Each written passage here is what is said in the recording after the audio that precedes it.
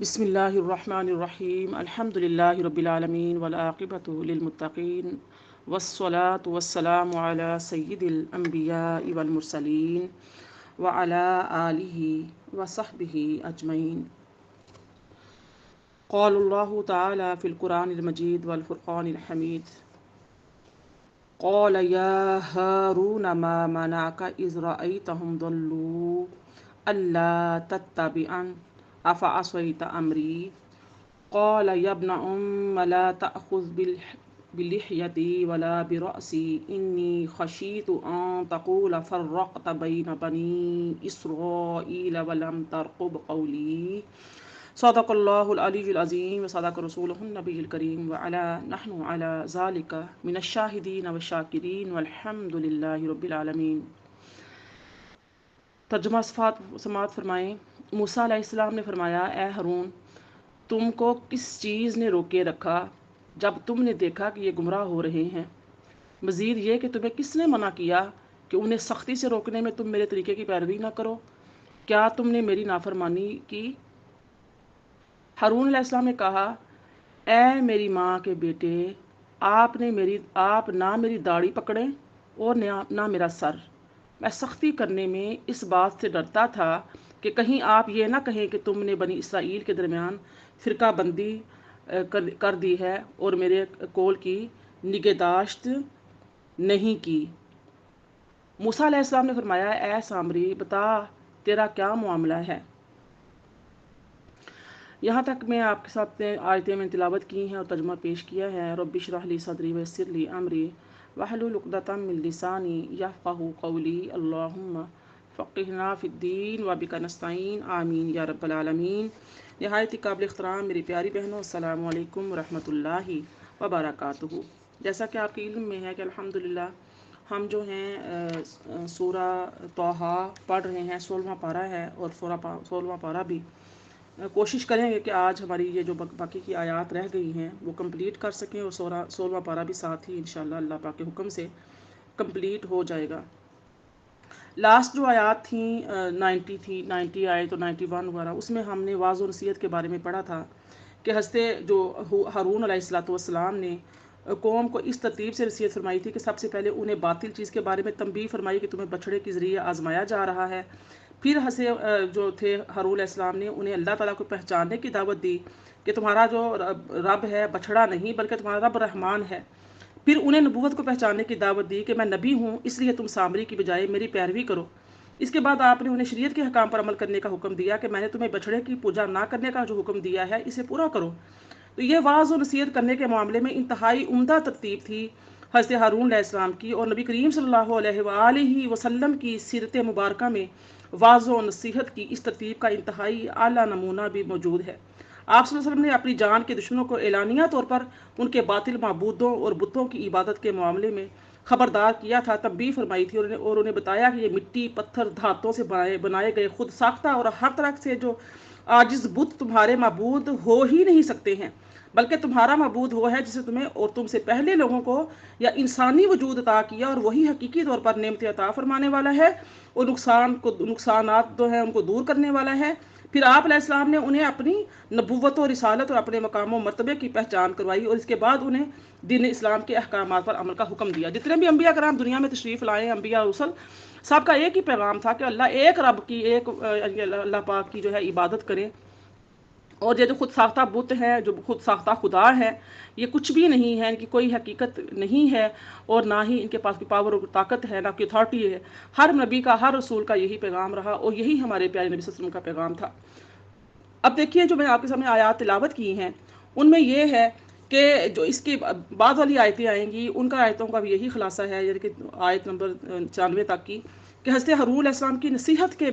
کے جواب میں لوگوں نے کہا، ہم تو اس وقت تک بچھڑے کی پوجا کرنے پر قائم رہیں گے اور آپ کی بات نہیں مانیں گے جب تک ہمارے پاس حضرت موسیٰ علیہ السلام لوٹ کر نہیں آ جاتے، اور ہم ان کو دیکھ لیں کہ وہ بھی ہماری اس طرح اس کی پوجا کرتے ہیں یا نہیں، اور کیا سامری نے سچ کہا ہے یا نہیں۔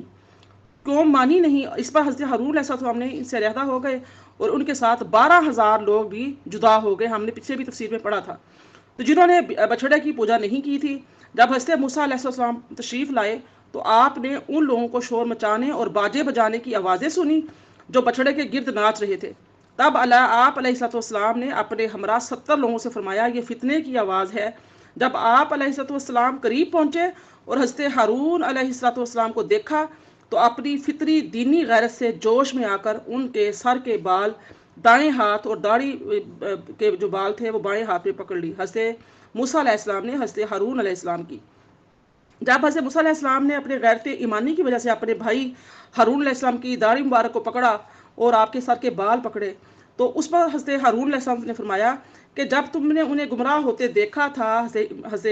موسیٰ علیہ السلام فرماتے ہیں، تو تمہیں کسی چیز نے منع کیا تھا کہ میرے پیچھے نہ آتے؟ میرے پیچھے آ کر مجھے خبر دینے سے منع کیوں کیا گیا؟ کس نے کیا تھا تمہیں؟ اور جب انہوں نے تمہاری بات نہ مانی تھی تو تم مجھ سے آ کر بات کرتے۔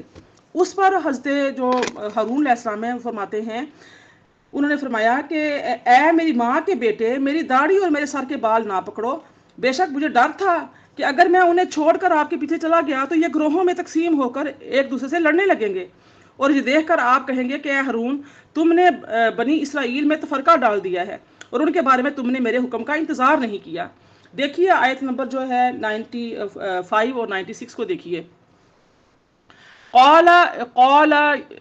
یا ابن ام لا تأخذ بلحیتی ولا برأسی انی خشیت ان تقول فرقت بین بنی اسرائیل ولم ترقب قولی۔ یہ آیت نمبر 94 ہے۔ ہارون علیہ السلام نے کہا، اے میری ماں کے بیٹے، آپ نہ میری داڑھی پکڑیں نہ میرا سر۔ میں سختی کرنے میں اس بات سے ڈرتا تھا کہ کہیں آپ یہ نہ کہیں کہ تم نے بنی اسرائیل کے درمیان فرقہ بندی کر دی ہے اور میرے قول کی نگہداشت نہیں کی۔ قال فما خطبکم یا سامری۔ موسیٰ علیہ السلام نے فرمایا، اے سامری، بتا تیرا کیا معاملہ ہے؟ قال بصرت بما لم يبصروا به فقبضت قبضا من اثر الرسول فنبذتها وكذلك سولت لي نفسی۔ اس نے کہا، میں نے وہ چیز دیکھی ہے جو ان لوگوں نے نہیں دیکھی تھی، سو میں نے اسے فرستادہ فرشتے کے نقش قدم سے جو آپ کے پاس آیا تھا ایک مٹھی مٹی کی بھر لی، پھر میں نے اسے بچھڑے کے قالب میں یعنی کہ اس کے دل میں ڈال دیا، اور اس طرح میرے نفس نے مجھے یہ بات بھلی کر کے دکھا دی۔ آپ دیکھیے جب حضرت موسیٰ علیہ السلام نے اسے پوچھا، اپنی قوم سے سامری سے پوچھا بھی تیرا کیا حال ہے، تو نے ایسا کیوں کیا؟ تو اب یہ جو آیات آپ کے سامنے تلاوت کی ہیں، ان کا خلاصہ یہ ہے کہ حضرت ہارون علیہ السلام کا جواب سن کر حضرت موسیٰ علیہ السلام سامری کی طرف متوجہ ہوئے اور فرمایا، اے سامری، تو نے ایسا کیوں کیا؟ اس کی وجہ بتا۔ تو سامری جادوگر جو تھا اس نے کہا، میں نے وہ دیکھا جو بنی اسرائیل کے لوگوں نے نہ دیکھا۔ یعنی کہ حضرت موسیٰ علیہ السلام نے فرمایا، تو نے کیا دیکھا؟ تو اس نے کہا، میں نے حضرت جبرائیل علیہ السلام کو دیکھا اور انہیں پہچان لیا۔ وہ زندگی کے گھوڑے پر سوار تھے۔ اس وقت میرے دل میں یہ بات آئی کہ میں ان کے گھوڑے کی نشان قدم کی خاک لے لوں، تو میں نے وہاں سے ایک مٹھی بھر لی، پھر اسے اس بچھڑے میں ڈال دیا جو میں نے بنایا تھا، اور میرے نفس نے مجھے یہی اچھا کر کے دکھایا، اور یہ فعل میں نے اپنی ہی نفسانی خواہش کی وجہ سے کیا، کوئی دوسرا اس کا باعث محرک نہیں ہے، اس میں کوئی اور شامل نہیں ہے کہ مجھے کسی نے مشورہ دیا ہو۔ یہ اس وقت کی بات ہے جب پچھلی آیات میں گزر چکا ہے، جب فرعون پر عذاب آیا اللہ تعالیٰ کا، جب حضرت موسیٰ علیہ السلام بنی اسرائیل کو لے کر راتوں رات نکل گئے تھے فرعون سے نجات دلانے کے لیے، تو اس وقت جب پھر فرعون کو لگا پتا کہ میرے جو موسیٰ علیہ السلام ہیں وہ میری قوم کو لے کے نکل چکے ہیں، تو آپ علیہ السلام کے ساتھ 6 لاکھ تھے، یعنی کہ اسرائیلی 6 لاکھ تھے آپ کے ساتھ، حضرت موسیٰ علیہ السلام کے ساتھ، اور حضرت جو فرعون تھا، فرعون کے ساتھ جو تھے قبطی تھے وہ 12 لاکھ تھے۔ تو جب فرعون کو پتہ چلتا پیچھا کرتا ہوا، کیا ہوا کہ حضرت موسیٰ علیہ السلام کے پیچھے آیا ان کو تلاش کرتے ہوئے، جب آپ کو پا لیا تو اللہ پاک کی ذات نے سمندر میں بحر کلزم میں 12 راستے بنا دیے آپ، اور پھر جب اس قوم نے دعا کی کہ اللہ پاک ابھی ہم تو ایک دوسرے کا حال نہیں دے سکتے، 12 سمندر کے راستے بنا دیے گئے ہیں، ساری قوم تو داخل ہو گئی ہے اس کے اندر، لیکن ہمیں نہیں پتا کون کس حال میں ہے، تو اللہ تعالیٰ کی ذات نے پھر کیا کیا، ان کی کھڑکیاں یعنی کہ شگاف بنا دیے، شگاف کر دی ان لہروں کے اندر، جو لہریں کھڑی ہو گئی تھیں بالکل، اور راستہ دے دیا تھا۔ تو اللہ پاک کی ذات نے جب اس وقت یہ کیا، موسیٰ علیہ السلام اپنی قوم کو لے کے نکل رہے تھے، تو پیچھے سے جب فرعون پیچھا کر رہا تھا، تو اس پر فرعون جس گھوڑے پر سوار تھا، تو جبرائیل علیہ السلام اس فوج کو، فرعون کی فوج کو اس طرف ہانکنے کے لیے، موسیٰ علیہ السلام کے پیچھے لگانے کے لیے ایک گھوڑی پر سوار ہو کر آئے تھے۔ جو گھوڑا تھا وہ گھوڑی کی خوشبو سونگتے ہی اس کی طرف مائل ہوا اور اس کے پیچھے چلنے لگا، تو حضرت جبرائیل علیہ السلام آگے تھے۔ اس وقت کی بات کر رہا ہے سامری کے، سامری نے کیا کیا، موقع اس نے حضرت جبرائیل علیہ السلام کو دیکھ لیا تھا، اور اس نے کیا کیا کہ آپ کی گھوڑی کے جو پاؤں کے نیچے سے مٹی تھی نا، تھوڑی سی ایک مٹھی بھر اس نے اٹھا لی تھی. اب اسی مٹی کی بات کر رہا ہے سامری کہ یہ میرا اپنا ہی تھا، میرے اپنے نفس کی ہی تھی کہ خیال تھا میرے نفس کا، نفسانی خواہش کی وجہ سے تھی، میرے ساتھ کوئی اور شامل نہیں ہے اس کام میں. تو جب حضرت موسیٰ علیہ السلام 70 علماء قرآن کو لے کر اپنے اس قوم کے اللہ تعالیٰ کے پاس چلے گئے ملنے کے لیے، اللہ پاک سے کتاب لینے کے لیے، کیونکہ اس قوم نے کتاب کا مطالبہ کیا تھا کہ ہمیں ایک شریعت دے دی جائے، ہمیں طریقہ عبادت بتا دیا جائے کہ ہم کیسے زندگی گزاریں، ہم عبادات کیسے کریں. تو موسیٰ علیہ السلام نے وعدہ کر لیا تھا. جب فرعون سے نجات کے بعد موسیٰ علیہ السلام جب اللہ پاک کی طرف ملاقات کے لیے گئے، 70 علماء کرام کو ساتھ لے گئے اور ہارون علیہ السلام کے ہاتھ میں چھوڑ گئے اپنی پوری قوم کو، کہہ گیا کہ ان کو گمراہی سے بچانا. اس وقت کی بات ہو رہی ہے کہ واپس آ کے جب موسیٰ علیہ السلام نے کہا کہ آپ نے ایسے کیوں کیا، تو اس نے کہا یہ میری طرف سے میری اعمال کی شامت تھی، میرا اپنا ہی آئیڈیا تھا، میرا اپنا ہی خیال تھا.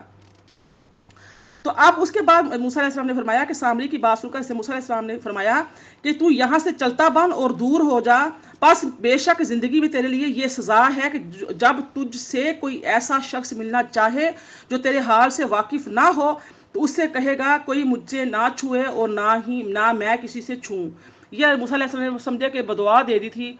سامری کو نا کہ یہاں سے نکل جا. یہ آیت نمبر 97 میں آ رہا ہے، قال فاذهب فإن لك في الحياة أن تقول لا مساس وإن لك موعدا لن تخلفه وانظر إلى إلهك الذي ظلت عليه عاكفا لنحرقنه ثم لننصفنه في اليم نصفا. موسیٰ علیہ السلام نے فرمایا پس تو یہاں سے نکل کر چلا جا، چنانچہ تیرے لیے ساری زندگی میں یہ سزا ہے کہ تو ہر کسی کو یہی کہتا رہے مجھے نہ چھونا، مجھے نہ چھونا. اور بے شک تیرے لیے ایک اور وعدہ عذاب بھی ہے جس کی ہرگز خلاف ورزی نہ ہوگی. اور تو اپنے اس من گھڑت معبود کی طرف دیکھ جس کی پوجا پر تو جم کر بیٹھا رہا، ہم اسے ضرور جلا ڈالیں گے، پھر ہم اس کی راکھ کو ضرور دریا میں اچھی طرح بکھیر دیں گے. یہ سے موسیٰ علیہ السلام نے ان سے بات کی تھی کہ بدعا دی تھی، کہا تھا کہ تو زندگی جب تک زندہ رہے گا تجھے ایسی بیماری لاحق ہو جائے گی کہ تو ہر ایک کو یہ کہے گا کہ مجھے نہ چھو، نہ تجھے کوئی چھو سکے گا اور نہ ہی تو کسی کو چھو سکے گا. تو لوگوں کو مکمل طور پر ملنا منع کر دیا گیا اور ہر ایک پر اس کے ساتھ ملاقات، بات چیت، خرید و فروخت حرام کر دی گئی. اور اگر اتفاقاً کوئی اسے چھو جاتا تو وہ اور چھونے والا دونوں شدید بخار میں مبتلا ہوتے. وہ جنگل میں یہی شور بچاتا پھرتا تھا کہ کوئی مجھے نہ چھوئے، اور وہ وحشیوں اور درندوں میں زندگی کے دن انتہائی تلخی اور وحشت میں گزار رہا تھا. پھر آپ نے فرمایا کہ ان لَکَ موعدًا، اور بے شک تیرے لیے ایک وعدے کا وقت ہے. یعنی کہ موسیٰ علیہ السلام نے فرمایا کہ اے سامری تیرے شرک اور فساد انگیزی پر دنیا کے اس عذاب کے بعد تیرے لیے آخرت میں بھی عذاب کا وعدہ ہے. تو یہاں دنیا میں تو جو عذاب بھگت رہا ہے وہ جنگلوں میں بیابانوں میں نکل گیا تھا، بالکل انسانیت سے دور ہو گیا تھا، اسے کوئی چھو نہیں سکتا تھا، وہ کسی کو چھو نہیں سکتا تھا، ہر چیز اس کے اوپر حرام کر دی گئی تھی. یہ تو اس کا دنیا میں عذاب تھا. لیکن آپ نے ساتھ میں آخرت کے عذاب کی بھی اس کو بشارت دی تھی کہ تمہیں آخرت کا جو عذاب ہوگا وہ بھی بڑا خطرناک ہوگا، کیونکہ جس طرح سے خلاف ورزی نہ کی جائے گی اور اپنے اس معبود کو دیکھ کر جس کے سامنے تو سارا دن ڈٹ کر بیٹھا رہا اور اس کی بات پر قائم رہا، قسم ہے ہم ضرور اسے آگ سے جلائیں گے پھر ریزہ ریزہ کر کے دریا میں بہا دیں گے. تو اسے موسیٰ علیہ السلام نے اس بچڑے کے ساتھ ایسا ہی کیا. انما الہکم اللہ، تمہارا معبود تو وہی اللہ ہے، یعنی تمہاری عبادت اور تعظیم کا مستحق صرف وہی اللہ ہے جس کے سوا کوئی معبود نہیں اور اس کا علم ہر چیز کا احاطہ کیے ہوئے ہے. انما الہکم اللہ الذی لا الہ الا ھو واسع کل شیء علما. لوگوں تمہارا معبود صرف وہی اللہ ہے جس کے سوا کوئی معبود نہیں ہے، وہ ہر چیز کو اپنے علم کے احاطہ میں لیے ہوئے ہے. کذالک نقص علیک من انباء ما قد سبق وقد آتیناک من لدنا ذکرا. اس طرح ہم آپ کو اے حبیب معظم صلی اللہ علیہ وآلہ وسلم ان قوموں کی خبریں سناتے ہیں جو گزر چکی ہیں، اور بے شک ہم نے آپ کو اپنی خاص جناب سے ذکر یعنی نصیحت نامہ عطا فرمایا ہے. اب دیکھیے کذالک نقص علیک من انباء، یہاں پہ اس سے جو پہلی آیات تھی اس پہ فرعون اور سامری کے ساتھ ہونے والا حضرت موسیٰ علیہ السلام کا واقعہ بیان کیا گیا تھا، اور اب یہاں پر ارشاد فرمایا گیا ہے کہ اے حبیب صلی اللہ علیہ وسلم جس طرح ہم نے آپ کے سامنے یہ واقعات بیان کیے ہیں اسی طرح ہم آپ کے سامنے جو سابقہ امتیں گزر چکی ہیں ان کی خبریں اور ان کے احوال بھی بیان کرتے ہیں تاکہ آپ کی شان،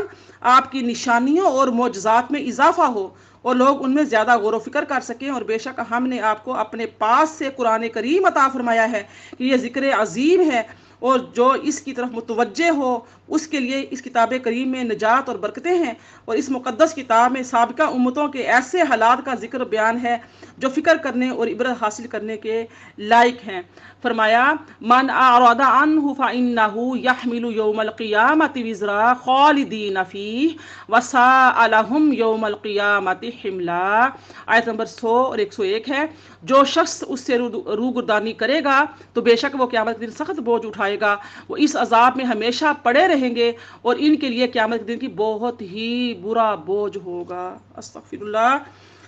اللہ پاک نے فرمایا ہے اس میں من اعرض عن، جو اس سے منہ پھیرے گا، یعنی کہ ارشاد فرمایا کہ جو اس قرآن سے منہ پھیرے گا، جو قرآن آج میرے اور آپ کے سامنے ہے، اس قرآن کی بات ہو رہی ہے، اور اس پر ایمان نہ لائے گا، اس کی ہدایتوں سے فائدہ نہ اٹھائے گا، تو وہ قیامت کے دن گناہوں کا ایک بڑا بوجھ اٹھائے گا۔ خالدین فی، وہ ہمیشہ اس میں رہیں گے، یعنی وہ ہمیشہ اس گناہ کے عذاب میں رہیں گے، اور وہ قیامت کے دن ان کے لیے بہت بڑا بوجھ ہوگا۔ اور یہ بات بھی یاد رہے کہ ہمیشہ عذاب میں وہ شخص رہے گا جس کا خاتمہ کفر کی حالت میں ہوا ہوگا، اور جس کا خاتمہ ایمان پر ہوا ہوگا، اگرچہ وہ کتنا ہی گناہ گار ہوگا، اسے ہمیشہ عذاب میں نہیں رکھا جائے گا، لیکن اپنے گناہوں کی پاداش میں اللہ پاک پتہ نہیں سارے اعمال ضائع کر دے۔ کسی وقت کا کون سا لمحہ جس وقت میں کسی کا دل ٹوٹا، کسی کی دل آزاری کی، اللہ تعالیٰ کی معصیت کی، چھوٹا گناہ جان کر لیا، لیکن اللہ کے ہاں وہ بہت بڑا تھا اور اس کی تلافی نہیں ہو سکی۔ نہیں پتہ ہمیں زندگی نے موقع ہی نہ دیا، اور ہماری آخری سانسیں آ گئیں اور ہم بس ختم ہو گئے، معافی بھی نہ مانگ سکے، استغفار بھی نہ کر سکے۔ نہیں پتہ کس وقت کس گناہ کی پاداش میں ہم پکڑے جا سکے، کب انسان گمراہ ہو جائے۔ ہمیشہ اللہ تعالیٰ سے ہدایت مانگنی چاہیے، اس کا نور مانگنا چاہیے، اس کی قرآن کے ساتھ جڑے رہنا چاہیے، اس کی دین کی طرف ہر وقت متوجہ رہنا چاہیے، ذمہ داریاں سمجھنی چاہیے اپنی، لیکن یہ اس بات کو ہلکا نہیں لینا چاہیے کہ خیر ہمیں تو شفاعت ہو جائے گی اور ہم تو پھر بخش دیے جائیں گے، ان دا اینڈ ہمیں دوزخ سے نکال لیا جائے گا۔ میں کہتی ہوتی ہوں کہ یہاں سے جو گرمی کی شدت ہم سے برداشت نہیں ہوتی، ہلکا سا چولہے کی بھاپ لگ جائے، بعض دفعہ روٹی بناتے ہوئے، بعض دفعہ ہوتا نا کہ ہم جب کھانا بنا رہے ہوتے ہیں ہانڈی سے وہ ڈھکن اٹھاتے ہیں تو ایک دم سے اسٹیم نکلتی ہے، ہلکی سی برداشت نہیں ہوتی، کتنے دن تک دیر تک جلن ہوتی رہتی ہے، ہم بالکل پریشان حال ہو جاتے ہیں، بار بار پانی پی رہے ہوتے ہیں، تو پھر وہ قیامت کی وہ قبر کا عذاب سینکڑوں ہزاروں سال رہنا ہے، پتہ نہیں کتنے کب تک رہنا ہے۔ جن کی ہم اولادیں ہیں، جن کی ہم ذریت ہیں، جن کا ہم نسب حسب ہے، دیکھیں وہ سارے کہاں چلے گئے ہیں، اس طرح سے ہمیں بھی چلے جانا ہے۔ تو اللہ پاک کے جو عذاب کو، اللہ پاک کے غضب کو نہیں للکارنا چاہیے، اس کی معصیت کر کے، اس کی نافرمانیاں کر کے، غافل زندگی گزار کر ہمیں نہیں رہنا چاہیے۔ ارشاد ہوتا ہے آیت نمبر دیکھیے 102، یوم ینفخ فی الصور ونحشر المجرمین یومئذ زرقا یومئذ یتخافتون بینہم ان لبثتم الا عشرا۔ جس دن سور پھونکا جائے گا اور اس دن ہم مجرموں کو یوں جمع کریں گے کہ اس کے جسم اور آنکھیں شدت خوف اور اندھے پن کے باعث نیلگوں ہوں گی، آپس میں چپکے باتیں کرتے ہوں گے کہ تم دنیا میں مشکل سے 10 دن ہی ٹھہرے ہوگے۔ نحن اعلم بما یقولون اذ یقول امثلهم طریقۃ ان لبثتم الا یوما۔ ہم خوب جانتے ہیں وہ جو کچھ کہہ رہے ہوں گے، جبکہ ان میں سے ایک عقل و عمل میں بہتر شخص کہے گا کہ تم تو ایک دن کے سوا دنیا میں ٹھہرے ہی نہیں ہو۔ یہ دیکھیے اب وہ قصہ جو جادوگر کا تھا، سامری کا، موسیٰ علیہ السلام کا، ہارون علیہ السلام کا ختم ہونے کے بعد اب ہم سے عام کتاب، جن کے ہاتھوں میں یہ کتاب ہے، جن کا اس کتاب پر ایمان ہے، ان کو قیامت کا منظر یاد کروایا جا رہا ہے جس دن سور پھونکا جائے گا، اور یہ فرمایا جا رہا ہے کہ یوم ینفخ فی الصور، ارشاد میں کہ اے حبیب صلی اللہ علیہ وآلہ وسلم آپ اپنی قوم کو وہ دن یاد دلا دیں، یعنی کہ جو قصہ ہم نے موسیٰ علیہ السلام کا پڑھا ہے، جو فرعون کی تباہ حالی پڑھی ہے، خدائی کا دعویٰ کیا، اللہ نے سلطنت عطا کی، نعمتیں عطا کی، عزتیں عطا کی، ہر طرح کے اختیارات عطا کیے، اس اختیارات سے اس نے ناجائز فائدہ اٹھایا، اس پاور کا، اس طاقت کا، اللہ پاک نے اس کو جو نعمتیں دی ہوئی تھیں ان کو اللہ تعالیٰ کی راہ میں لگانے کی بجائے اس نے کیا کیا، خود ہی خدا بن بیٹھا۔ تو یہ ساری چیزیں جو اللہ پاک جب کوئی نعمتیں عطا کرتا ہے، جب کوئی اللہ پاک کی ذات آپ کو عہدہ دیتا ہے، آپ کو منصب دیتا ہے، عزت دیتا ہے، تو یہ بھی بہت بڑی آزمائش ہوتی ہے۔ تو اس میں انسان کے اندر اور زیادہ عاجزی آ جانی چاہیے، انکساری آ جانی چاہیے، اللہ پاک کے سامنے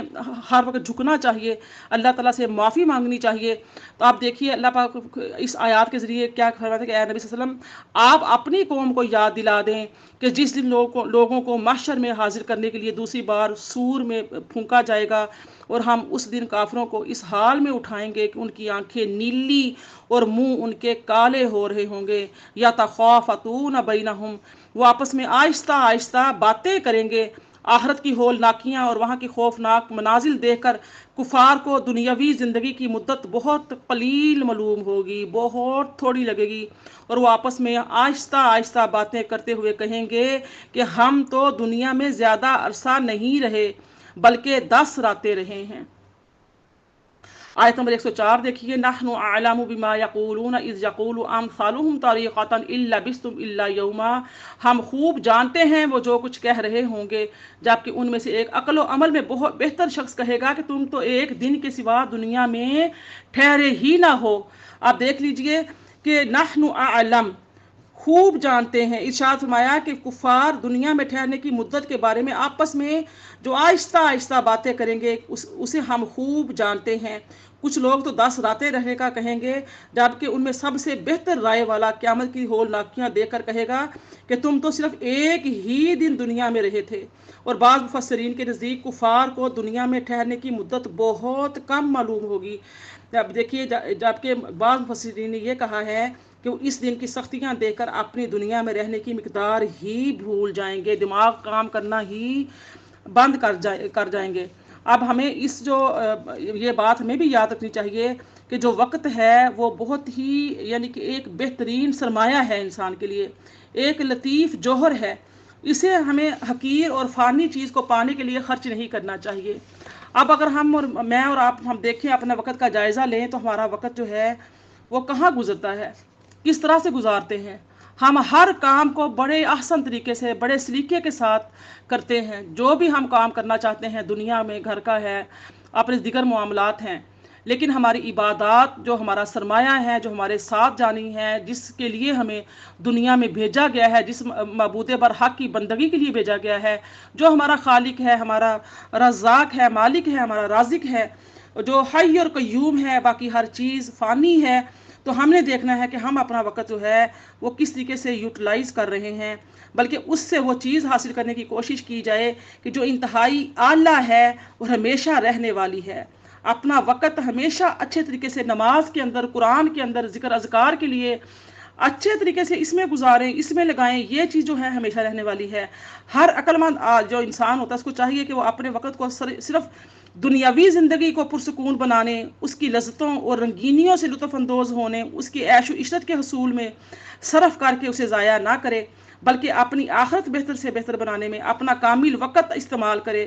کیونکہ دنیا کسی کا مستقل ٹھکانہ نہیں ہے۔ دنیا کا عیش بہت تھوڑا اور اس کا خطرہ بہت بڑا ہے۔ اللہ تعالیٰ کی بارگاہ میں اس قدر انتہائی کم ہے، حتیٰ کہ اللہ تعالیٰ کے نزدیک مچھر کے پر کے برابر بھی دنیا کی حیثیت نہیں ہے۔ اللہ پاک فرماتا ہے کہ اگر یعنی کہ نبی صلی اللہ علیہ وسلم نے فرمایا کہ اگر اللہ تعالیٰ کی نظر میں مچھر کے پر کے برابر بھی یعنی کہ اس دنیا کی حقیقت ہوتی ہے، دنیا کی یعنی کہ وہ ہوتی نا وقت ہوتی، عزت ہوتی، تو اللہ پاک کی ذات کفار کو رزق نہ دیتا۔ تو اس دنیا کی جو حیثیت ہے جسے ہم سب کچھ سمجھ بیٹھے ہیں، اس کی حیثیت کیا ہے؟ مچھر کے ایک پر کے برابر بھی نہیں ہے۔ تو اس لیے ہمیں دنیا کے دھوکے میں مبتلا ہو کر اپنی جو اخروی زندگی ہے اس کو عذاب میں نہیں ڈال دینا چاہیے۔ سمجھدار کی شایان شان ہی نہیں ہے، جو سمجھدار انسان ہوتا ہے وہ کبھی بھی اپنا وقت ضائع نہیں کرتا۔ جس بچے کو پتا ہو کہ میرا پیپر کل ہے یا چند گھنٹے کے بعد مجھے پیپر دینے کے لیے جانا ہے ایگزامینیشن ہال میں، تو وہ بالکل بھی ایک کتاب کو ایک لمحے کے لیے بھی نہیں چھوڑتا، وہ کتاب کو آگے سے پڑھتا ہے، پیچھے سے پڑھتا ہے، بار بار ریویژن کرتا ہے، بار بار وہ چیزوں کو پڑھ رہا ہوتا ہے، دیکھ رہا ہوتا ہے، اس کی سانسیں سوکھ رہی ہوتی ہیں، کلر اس کا اڑ رہا ہوتا ہے، بالکل پیلا ہو رہا ہوتا ہے، ہاتھ پاؤں ٹھنڈے ہو رہے ہوتے ہیں، پھول رہے ہوتے ہیں، دعائیں مانگ رہا ہوتا ہے کہ اللہ پاک میرے لیے آسانی کر دے، دوسروں کو دعائیں کے لیے کہہ رہا ہوتا ہے، پیرنٹس بھی پریشان ہوتے ہیں، جب تک بچہ پیپر دے کر آ نہیں جاتا پیرنٹس کی بھی جان اٹکی ہوئی ہوتی ہے، وہ بھی نفل مان رہی ہوتی ہیں، پیچھے سے نفل پڑھ رہی ہوتی ہیں، بعض مائیں میں دیکھی ہیں وہ روزے رکھ لیتی ہیں، کتنی مشکل میں ہوتا ہے بچہ پیپر جب دینے جاتا ہے، یہ عام زندگی کا امتحان کا ہے، اس میں کوئی عذاب نہیں، فیل ہو جائے گا تو کیا ایک سال ضائع ہو جائے گا، کیا ہو جائے گا، وہ پتہ ہے کہ بھاری بھرکم فیسیں دی ہوئی ہیں، پیسہ لگایا ہوا ہے، سرمایہ لگایا ہوا ہے، بچے کا سال ضائع ہوگا، بچے کی ایک سال کی عمر ضائع ہو جائے گی، اس سے کے ساتھ والے بچے آگے نکل جائیں گے، تو یعنی کہ ہم کتنا فکر کر رہے ہوتے ہیں، اگر ہمیں پتا ہو کہ اگلا ہی لمحہ ہماری موت کا ہے، تو جو ہمیں دن دیا جائے گا، جو چند گھنٹے ہمیں دیے جائیں گے، تو کیا ہم اس کو ضائع کریں گے؟ بالکل بھی نہیں کریں گے۔ حضرت موسیٰ علیہ السلام کہتے ہیں کہ تجھے اللہ تعالیٰ کی ذات نے یعنی کہ 3 دن دیے ہیں زندگی میں، 3 سال سمجھ لو، 3 مہینے سمجھ لو، 3 ہفتے سمجھ لو، 3 دن سمجھ لو، فرماتے ہیں کہ 3 دن دیے ہیں تمہیں زندگی کے لیے، یا تم 3 دن سے بھی کم تمہیں 3 گھنٹے ملے ہیں، یا یہ تم سمجھ لو کہ تمہیں 3 گھنٹے بھی نہیں ملے، تمہیں 3 منٹ دے دیے گئے ہیں، اور 3 منٹ میں تمہارا 1 منٹ ماضی ہو گیا، اور 1 منٹ جو تمہارا وہ فیوچر ہے، اور تمہیں اس کا نہیں پتا، اس کی تمہیں خبر نہیں ہے کہ وہ ملنا ہے کہ نہیں ملنا، جو تمہارے پاس صرف 1 منٹ باقی بچتا ہے، یا تمہاری زندگی کے تمہیں 3 مہینے دیے گئے ہیں، 1 مہینہ تمہارا ماضی ہو گیا، 1 مہینہ تمہارا فیوچر کے لیے ہے، پتہ نہیں وہ ملنا ہے یا نہیں ملنا، جو 1 مہینہ تمہارے ہاتھ میں ہے، فرض تمہیں علم ہے تمہاری زندگی 1 مہینہ ہے، تو اس مہینے کو تم کیسے یوٹیلائز کرو گے؟ تمہیں 3 منٹ دے دیے گئے ہیں، 3 ہفتے دے دیے گئے ہیں، یعنی کہ 3 پہ انہوں نے تقسیم کیا کہ 1 دن یا 1 ہفتہ یا 1 منٹ وہ کیا تھا، وہ ہو گیا ماضی کے نظر ہو گیا، جو اب اپنے ہاتھ میں آ نہیں سکتا، جو کل گزرا ہے وہ کل چلا گیا، ہم زندگی کا سرمایہ لگا دیں، ہم کہیں کل کے جو گزرا ہوا وقت ہے اس میں سے ہمیں 1 گھنٹہ واپس مل جائے، ہمیں نہیں مل سکتا، پھر اگر ہم کہیں کہ کل کے دن کے لیے ہمیں کوئی یعنی کہ ہمارے پاس کوئی گارنٹی ہو کہ واقعی ہی کل کا دن ہمیں مل کے رہے گا، ویسے تو ہمیں یعنی کہ ہمارے نفس نے بڑی خوبصورتی کے ساتھ ہمیں رکھا ہوا ہے کہ ہم یہ جانتے ہیں کل کا دن آئے گا، لیکن نہیں پتا آئے گا کہ نہیں آئے گا، ہم میں سے کتنے ایسے لوگ ہوتے ہیں جو ہم کہتے ہیں ختم ہو گئے چلے گئے، ابھی تو کل سے پہلے ملے تھے، تو اب ان کو کیا ہو گیا، کہاں چلے گئے، کیسے موت آ گئی؟ کسی نے مائک اپنا اوپن کر لیا ہے۔